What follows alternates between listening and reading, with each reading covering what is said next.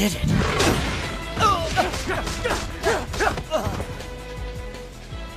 Don't ever lose again. Not ever.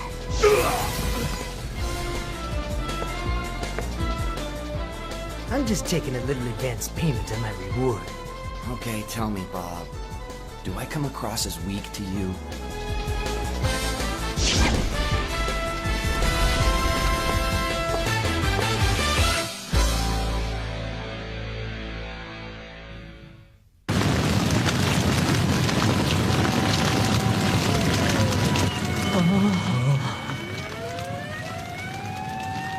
Ang bike ko, nasusunog nga talaga.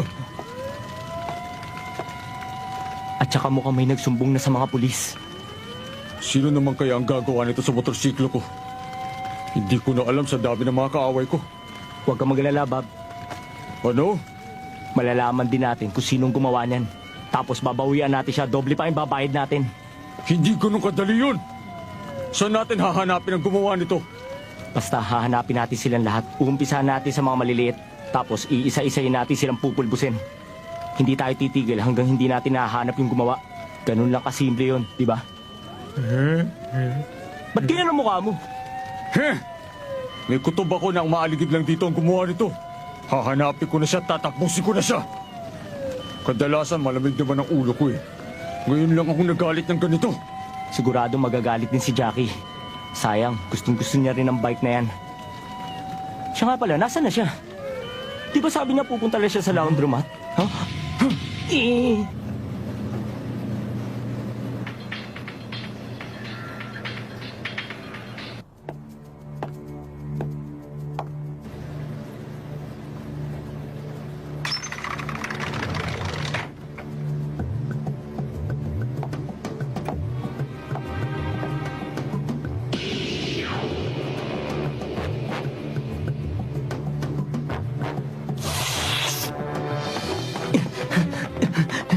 Hindi mo ba talaga alam kung nasa yung laundromat?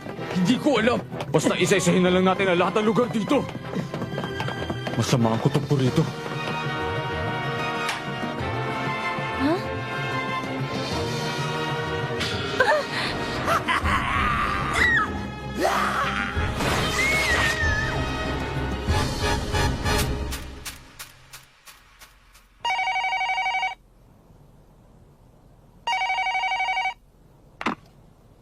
Hello, si Bob to. Wala ako dito ngayon. Mag-iwan ka na lang ng message at tatawagan na lang kita. Oh, ano? Wala din eh. Wala din si Makihara doon. Akala ko pa naman nandun si Soichiro sa bahay ni Bob. Sinabi ko na kasi sa'yo na huwag ka mag-alala doon eh. Gumagamit lang naman ng berdugo ang mga team para disiplinahin ang mga nanggugulo, hindi sila mapapano. Saka ginagawa lang ang pagdisiplina sa loob ng campus. Saka kung hindi sila lalaban, hindi sila mapapano. Saka tanggapin na lang nila yung parusa. Pero, ano itong masamang nararamdaman ko? Parang may masamang mangyayari. Sumasakit ang ulo ko. Sumasakit ang tiyan ko. Nasusuka ako. Oh, bakit? Pupunta lang ako sa banyo. Huwag mong sabihin may laman na yan. Sira ka ba? Hindi ako buntis, no?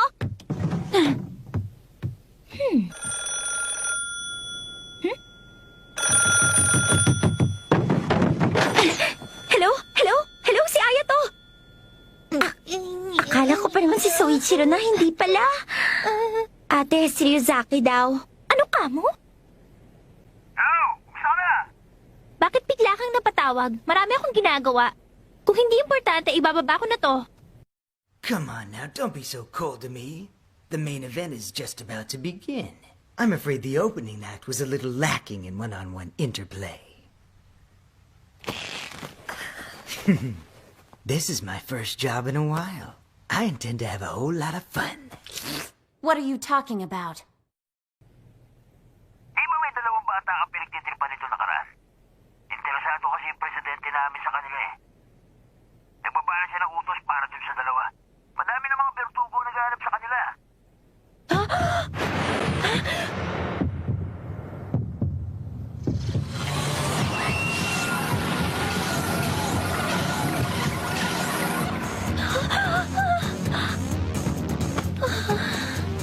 Ano pa kaya mangyayari?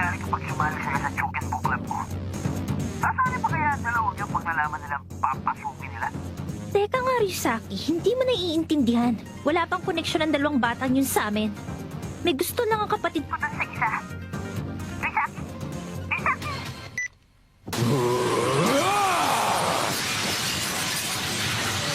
Ito na! Dumating na dalawang kawawang tupa! Ganun pala. Ang galing mo pala sumipa.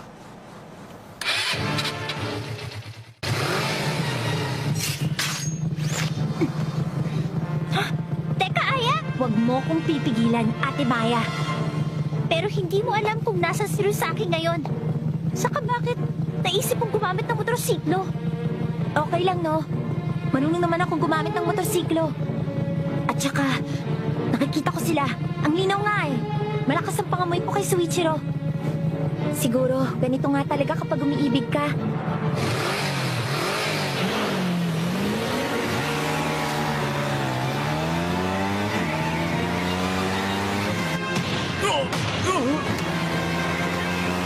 Sobra ka na!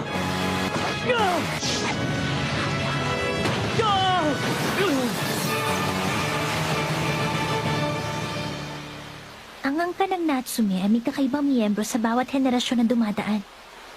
At ang kakaibang kapangyarihan ni Aya ay malapit nang mapakita. Mga mata ng dragon. Sa sigurong China, ang tawag doon ay matang kristal. Ang mga matang yun ay nakakakita ng lahat. Minsan nakikita na ng mga nangyayari sa nakaraan at sa hinaharap. At hindi lang sa mga nilalang, nagagamit niya rin yun para kausapin ng mga bagay na wala namang buhay. Unti-unti nang nalalaman ni Aya ang kanyang kapangyarihan. Baka hindi talaga nagkataon lang na nagkagusto siya sa batang yun. Para sa akin, ang batang yun isang walang utak na mahilig makipag-away. Pero hindi ko masasabi.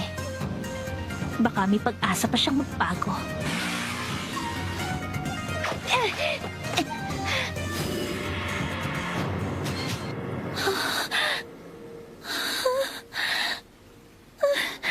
Soichiro! Makihara!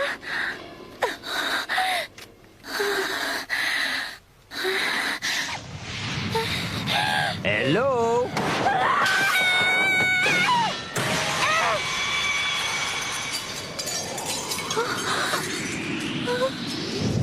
Ikaw ba ang batang kapatid ni Maya? Ang bata-bata mo ka pero napakaganda mo na.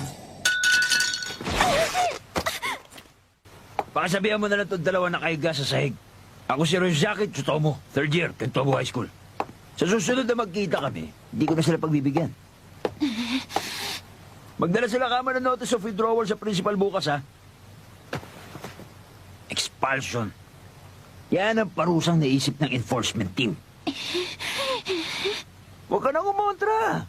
Magagalit lang ang mga spiritu. Saka kahit ano paggawin mo sa akin, sigurado namang hindi ka mananalo. Huwag ka apurado. Marami pang pagkakataon para makipaglaban sa amin.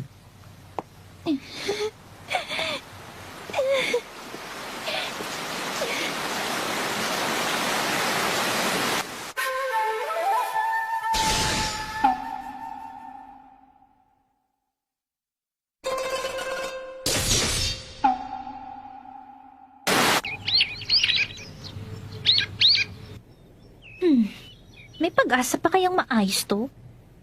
Baka pwede pa. Ipapanday na lang natin. Si Satsumo pa man din ang mismong pumanday ng katana sword na to.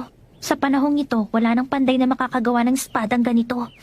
Kung sa bagay, wala na ring espiritu sa loob ng espadang ito. Ang katana ay parang lalaki. Pag wala ng espiritu, patay na.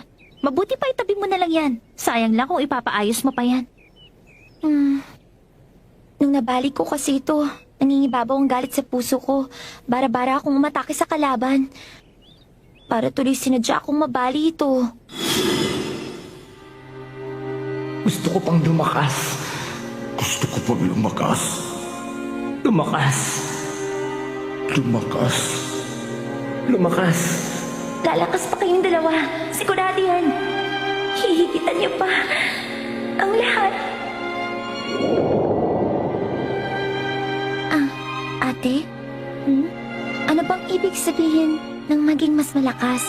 Para kasing wala akong may tutulong dun sa dalawa. Ang hirap kasi natalo yung iniibig ko. Tsaka pati yung mga walang kinalaman na damay. Sinilang ako sa angka ng Natsume. At sa murang edad natuto na ako ng martial arts. Akala ko malakas na ako at kaya kong ipagtanggol ang sarili ko. Ang kaso, ano ba talaga ang dahilan kaya gusto ng taong lumakas? Na maging malakas? Ano ba ang ibig sabihin ng malakas? Dati pa yung tinatanong ng lahat ng tao. Sa totoo lang, malinaw at simple lang ang sagot dyan. Gamitin mo ang utak mo, Aya. Kung hindi mo alam ang sagot, anong klaseng martial artist ka?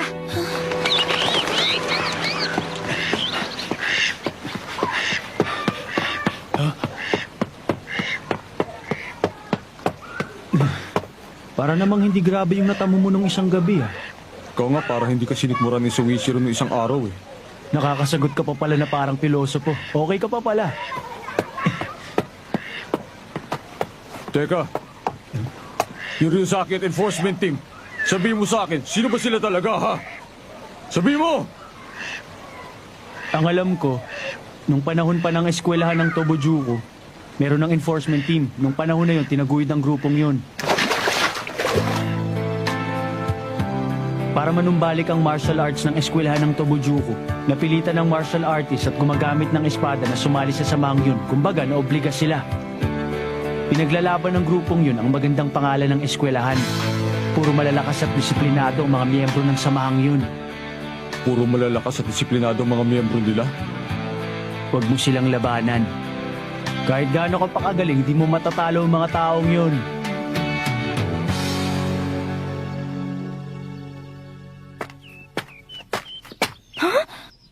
Bakit bukas ang kandado?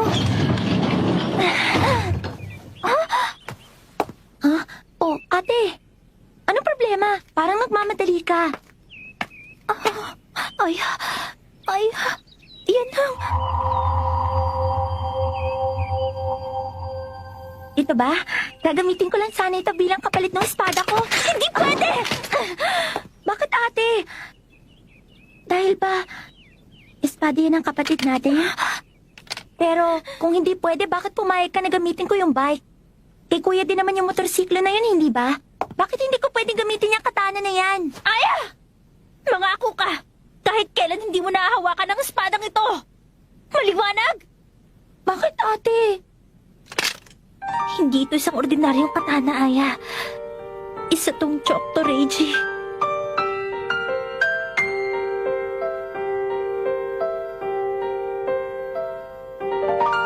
Kapatid ko.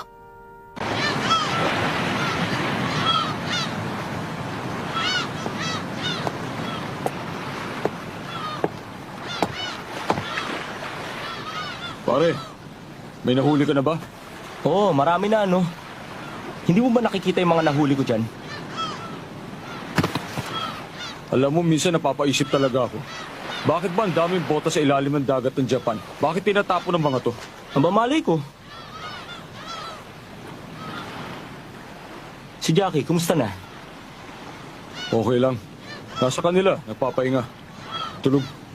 Mabuti naman. Maraming salamat sa inyong dalawa. Salamat at tinulungan niyo ako. Salamat ha.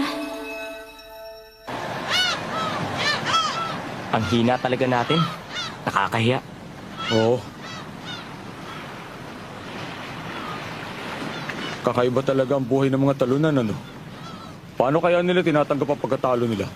Hindi ko alam. Wala akong balak alamin dahil hindi ako talunan. Bakit? Ano bang ginagawa ng talunan pagkatapos ng away? Hindi sumusuko. Naghihintay lang ng pagkakataon para kagatin sa leg ang kalaban niya pagkatapos ng laban.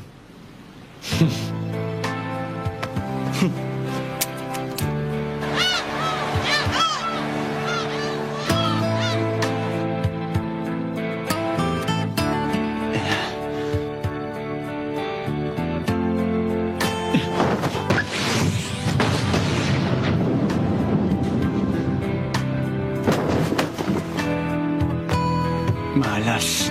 70% lang.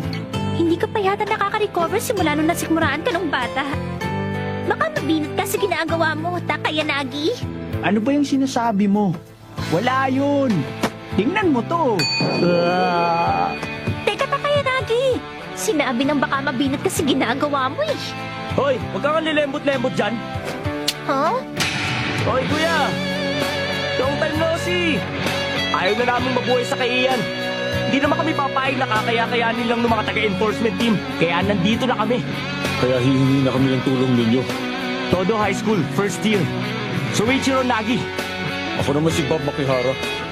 At gusto namin sumali sa Juken Book Club ninyo. Soichiro, sasali ka? Sa loob ng 3 buwan.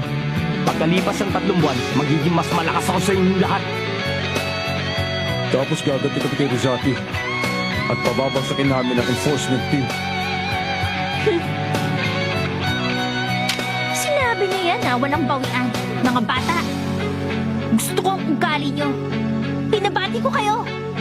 At mula nung araw na yun, dumating na ang tinatawag na pinakamalakas na miyembro ng Juken Book Club. Ano? Ano ibig sabihin? Ang sabi ko, nag-request si na Maya Natsume na kansilahin ang expulsion ni na Soichiro Nagi at Bob Makihara. Kaya hindi sila aalisin sa eskwelahan. Ang babaeng yun talaga. Alam ba niya kung ano ginagawa niya? Hindi lang yon. Pumayag din siya na sumali ang dalawang yun sa Juken Book Club niya. Yun naman ang hindi nagustuhan ng presidente. Natsume. Bakit? Ano bang sinabi ng enforcement team? Ryusaki? Alam mo, kung ako sa'yo, huwag mo mamalitin ang enforcement team, Maya. Kapag sinabi nilang hindi, hindi. Nakapag-desisyon na sila eh. Patatalsikin sa eskwela ng 2 batang yun.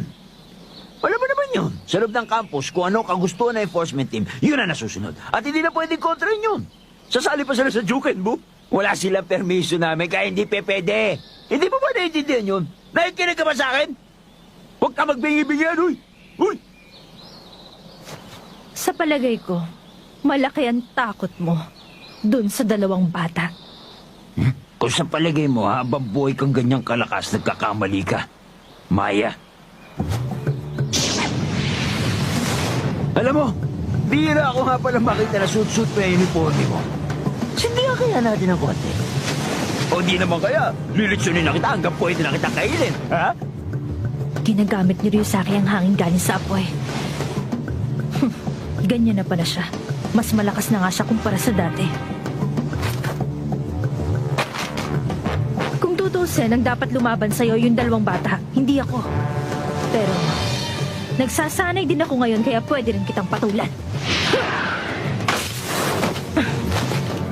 Pasensya ka na sa akin pero maikli pa rin ang pasensya ko. Hindi ako pwedeng magbulag-bulagan. Tara, itong sanga na to lang ang kakailanganin ko para talunin ka.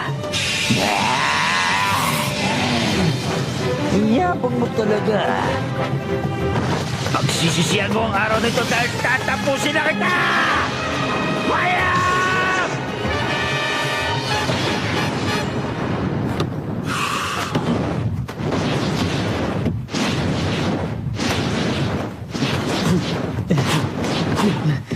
Gumagamit siya ng capoeira. Ano bang ibig sabihin ng malakas?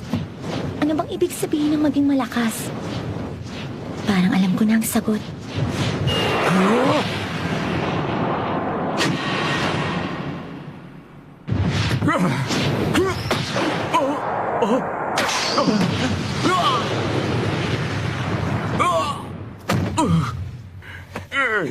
Nakakahiya ka, tol! Natamaan ka sa likod! Ang lakas mo ay hindi dapat kinukumpara sa lakas ng iba. Iba ang kagustuhan na lumakas sa kagustuhan na maging malakas.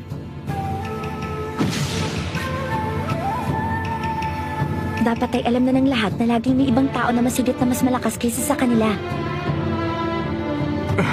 Pero kahit alam nila ito, dahil alam nila ito rin ang siyang dahilan kaya lalo silang lumalakas.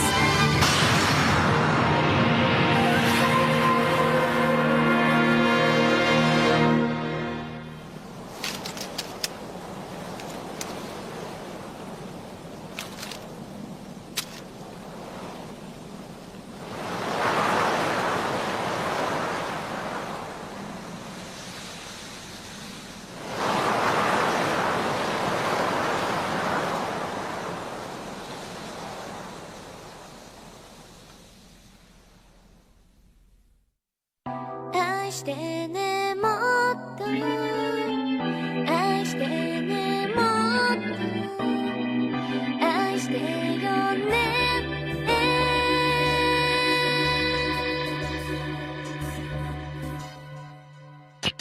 初めて眠れなかった今すぐに会いたい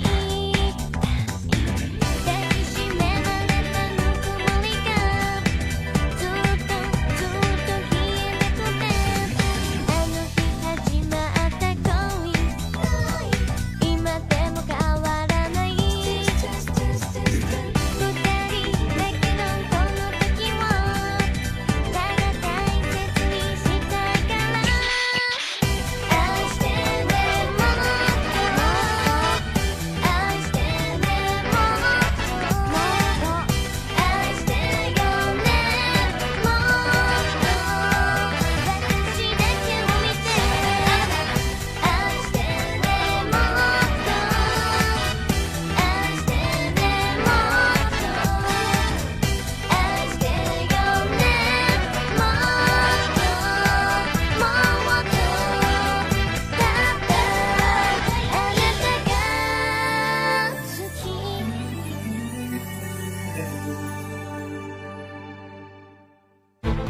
The word impossible is not in my dictionary. So let's create a camp that challenges you to become the strongest guy ever. Next episode of Tenjo Tenge, Suspicion. I gotta admit, those sisters are damn hot.